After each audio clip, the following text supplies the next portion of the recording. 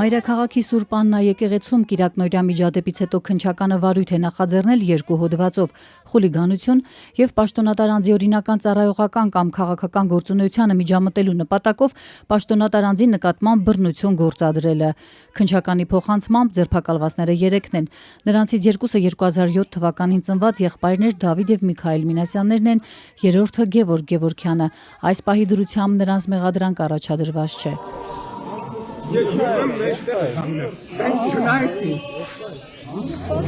Ծաղկազարդի տոնին Նիկոլ Փաշինյանը Սուրբ Աննա էր գնացել։ Կադրերում երևում է, թե ինչպես են նրա անվտանգության աշխատողները դեպի ելք ճանապարհ բացում, երբ հավատացյալներից մեկը բողոքում է իրեն իր տեղից հեռացնելու համար, ինչից հետո փորձում է ձեռքով հարվածել։ Դրանից հետո արդեն դրսում իրավապահները բերման ենթարկեցին նրան ու մյուսներին։ 18-ամյա եղբայրների փաստաբան Վարդուհի Էլբակյանը դեռևս չի մեկնաբանում վարույթի հիմքում դրված հոդվածները, նաև ձերբակալվածի կարգավիճակ ունեցող պատանիների ենթադրյալ արարքը։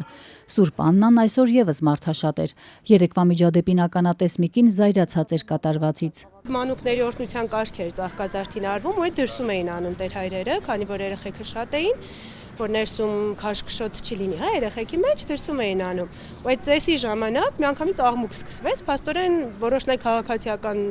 հագուստով էին, ոստիկանական չէին միանշանակ, որովհետև ուղղակի էլի սովորական մարդիկ էին թվում։ Ու ոստիկանները միանգամից շատ հավաքվեցին, ահագին շատ, ասենք մի հայ տղայի դեմ, այսպես մի հոծ բազմություն ոստիկաններ էլ ու քաշելով, պոկրտելով, շորեր հակից հանելով։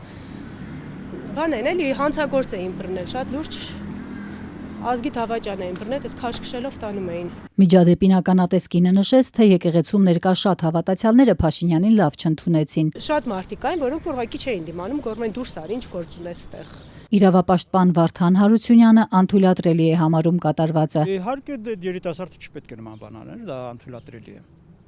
Անթույլատրելի է։ Երիտասարդը կամ այդ երիտասարդները եւ ել ավելի շատ երիտասարդներ այդ մթնոլորտի զոհերն են։ Այդ երիտասարդը ստեղծված արհեստականորեն ստեղծված այդ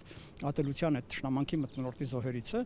որի նկատմամբ հուսամ կլինեն մեղմ հաշվի առնելով եւ տարիքը, ավելի շուտ նա ոչ թե երիտասարդ, այլ պատանի դեռ, եւ հաշվի առնելով, որ այո ինքը այդ մթնոլորտի զոհերից է։ Մերժելով առհասարակ մարդուն հարվածելու ցանկացած փորձ, իրավապաշտպանը պնդում է, ստեղծված ատելության մթնոլորտի առաջին մեղավորը իշխանությունն է։ Գեներացնողը հենց իշխանավորներն են, հենց վարչապետն է իր վարքով, իր ելույթներով, իր շարժուձևով անգամ, շարժուձևով, սովորական իր շարժուձևով, նա պետք է վերահսկի իրեն։